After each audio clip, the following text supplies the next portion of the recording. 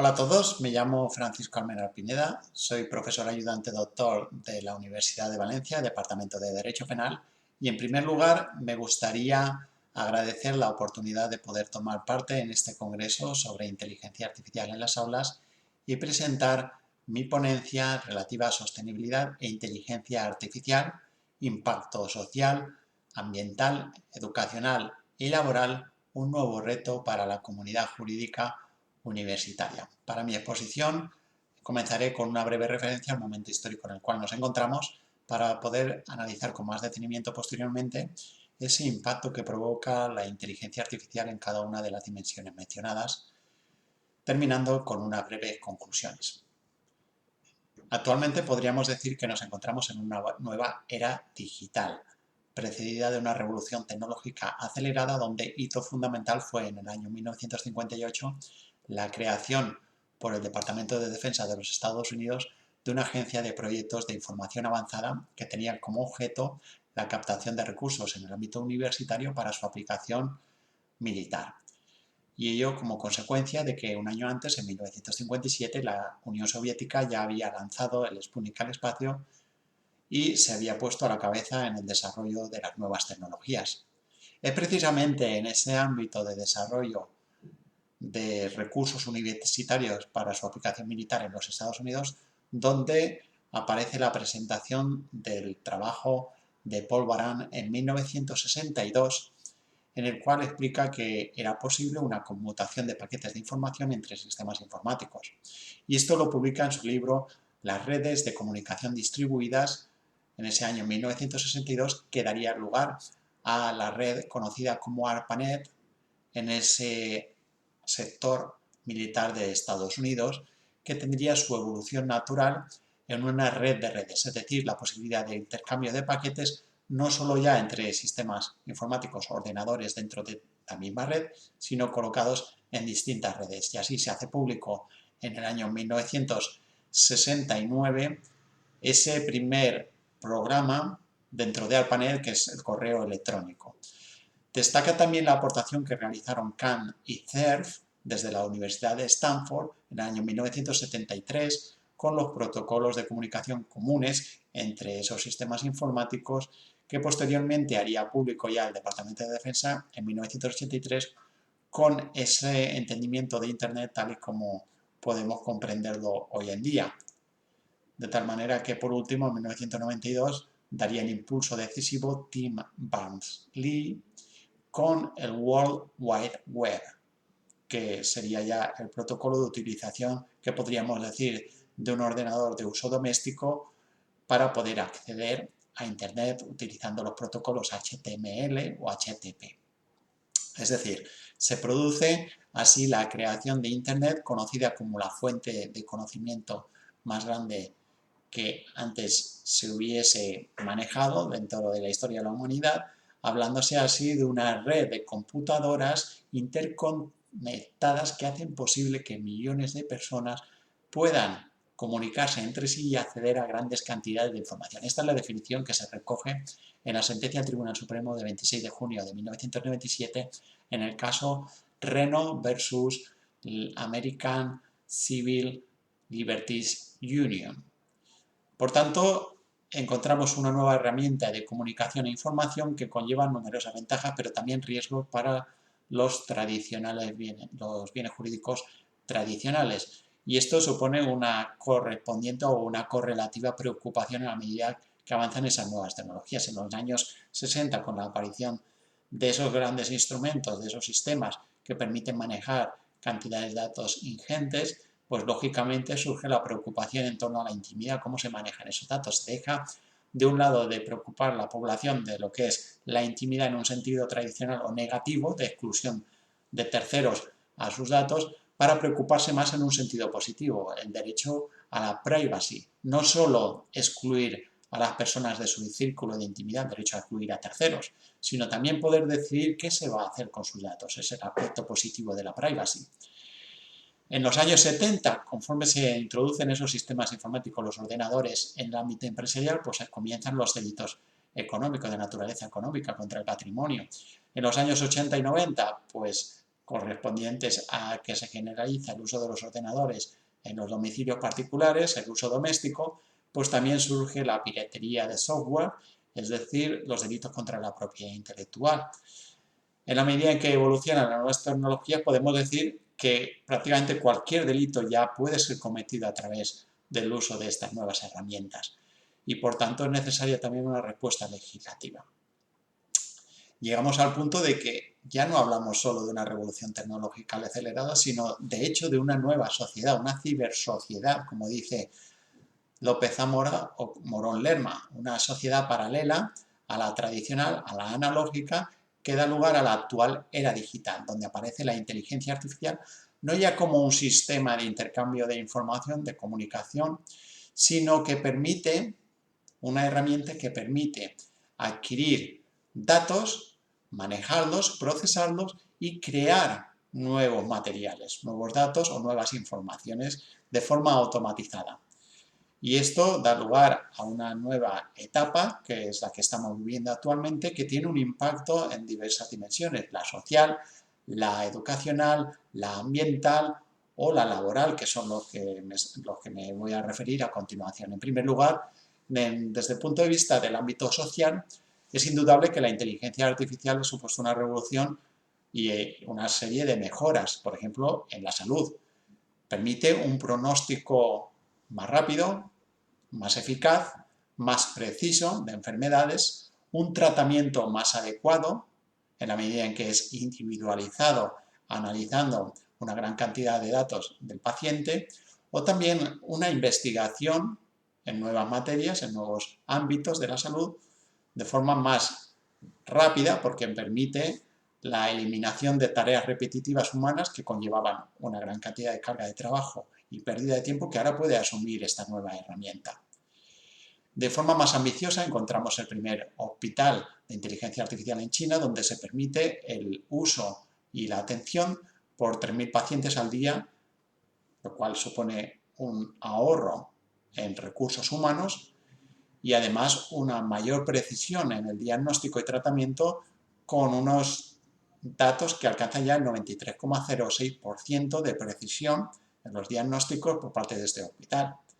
Es decir, toda una serie de ventajas que se ponen también de manifiesto en el ámbito legal. En el ámbito legal, donde también encontramos numerosas tareas repetitivas, la inteligencia artificial va a ahorrar esos tiempos, permitiendo a los profesionales del derecho, abogados, procuradores, que se puedan centrar en otro tipo de actividades como son la preparación de estrategias a juicio. Es decir, una serie de ventajas que tienen su contrapartida en el hecho de que efectivamente, aunque existen esa serie de mejoras, también riesgos. Riesgos que se ponen de manifiesto en la posible brecha entre estados ricos, países desarrollados, y del tercer mundo que no puedan acceder a esa inteligencia artificial o incluso dentro de cada uno de esos países la diferencia entre sectores de la población más pudientes y los que puedan estar en una posición más marginal. El acceso a esa inteligencia artificial no será la misma. O si nos referimos al sector universitario y dentro de la dimensión social, ¿cómo va a impactar el desarrollo de esas inteligencia artificial en el manejo de datos? Que da lugar al recelo de los sectores más proteccionistas de la intimidad en el uso que se pueda realizar por la inteligencia artificial, por estos programas, en el manejo de esa delicada información de los implicados en la comunidad universitaria, tanto estudiantes como profesores o administrativos que de alguna forma tienen sus datos incluidos en esas bases de datos. El segundo de los aspectos de posible impacto de la inteligencia artificial es el referido al ambiente, el impacto ambiental, porque la inteligencia artificial se ha mostrado indudablemente como una herramienta para la lucha contra el cambio climático o para el ahorro de recursos energéticos, por ejemplo, en el ámbito de la agricultura, reduciendo gastos innecesarios de agua o en el uso de las redes eléctricas. Pero aquí tenemos como problema el tema de que la propia inteligencia artificial en sí misma, la más avanzada, la que requiere de entrenamiento, necesita también de muchos recursos energéticos. Se ha hablado incluso de lo que consumiría una pequeña población, lo que necesitaría un sistema de inteligencia artificial para su entrenamiento. Y esto también es un problema porque va a provocar brecha entre las empresas o administraciones que tienen más recursos para poder acceder y soportar esos gastos de energía para su inteligencia artificial y las que no los tienen, que no podrán hacer uso de las mismas, por ese gran consumo que a su vez conllevan. En tercer lugar, en el sector educacional también tiene impacto la inteligencia artificial porque poco a poco esta herramienta permite acumular información y enseñar a los estudiantes poniendo a su disposición todos los recursos dogmáticos de la docencia, que ahora ya no van a precisar de que exista una tarea memorística por parte del profesorado hacia los estudiantes. Ellos podrán acceder directamente a la misma, siendo que además va a poder haber un seguimiento individualizado de su evolución, una evaluación continua que permitirá una intervención inmediata del profesorado. Pero aquí encontramos junto a estas ventajas también como desventajas la deshumanización del procedimiento, el hecho de que las máquinas en algún momento puedan llegar a sustituir a los profesores. Y esto también supone un reto para la comunidad jurídica universitaria, en la medida en que igualmente en este proceso se pueda producir una brecha entre universidades o centros con más recursos que puedan acceder a esa tecnología y los que no los tengan. Y por último, nos encontramos el reto en el sector del trabajo, el sector laboral. ¿Qué va a pasar con todos los trabajos que la inteligencia artificial, con el ahorro de recursos humanos, va a destruir? Esto en un aspecto negativo, pero aquí sí que tenemos una contrapartida, que es que la inteligencia artificial, esta nueva herramienta tan novedosa, supone la necesidad de numerosos recursos humanos. Los recursos humanos, por tanto, supone la necesidad de recursos humanos, creación de nuevos empleos en torno a la inteligencia artificial. Por ejemplo, desde el punto de vista de la ingeniería, la necesidad de profesionales en prompts, es decir, que sepan crear, que se traduzca del natural, del humano, al informático, para que la inteligencia artificial sea capaz de descifrar qué quiere decir el humano cuando le traslada una cuestión, un problema o le encarga una tarea. Desde el punto de vista, junto a la ingeniería, el punto de vista legal, necesidad de asesoramiento, de cubrir las necesidades de que la inteligencia artificial sea respetuosa con los derechos y libertades de los ciudadanos y cumpla una serie de obligaciones también marcadas en el ordenamiento jurídico, o también desde el punto de vista ético, profesionales que se aseguren de que se respetan una serie de mínimos éticos. Dicho todo esto, es indudable que la inteligencia artificial tiene toda una serie de ventajas que a su vez conllevan una serie de retos para el sector social, ambiental, laboral y educacional. Desde el punto de vista social, el principal, la brecha que se produce entre estados desarrollados y los que no tienen tantos recursos, o la población que no los tiene dentro de cada uno de ellos. Aquí parece que la respuesta nos la va a dar la propia Internet. Internet en los últimos años ha sido un instrumento que se ha ido ampliando hasta ser prácticamente universal en todo el mundo, llegando a la mayoría de países, y por tanto lo que era un instrumento que era solo para una parte de los estados más desarrollados ha llegado a todos.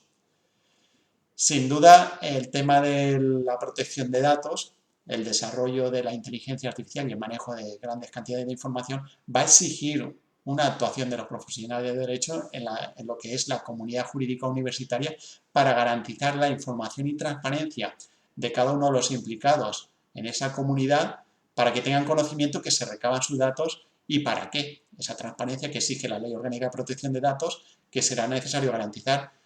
con esta nueva herramienta, que se cumple, que se almacena conforme a lo previsto legalmente, que se trata y que posteriormente es destruida, estableciéndose en todo el proceso un adecuado mecanismo de protección frente a ciberataques. La segunda de las dimensiones, el reto que plantea y que he apuntado antes, la relativa a la dimensión ambiental.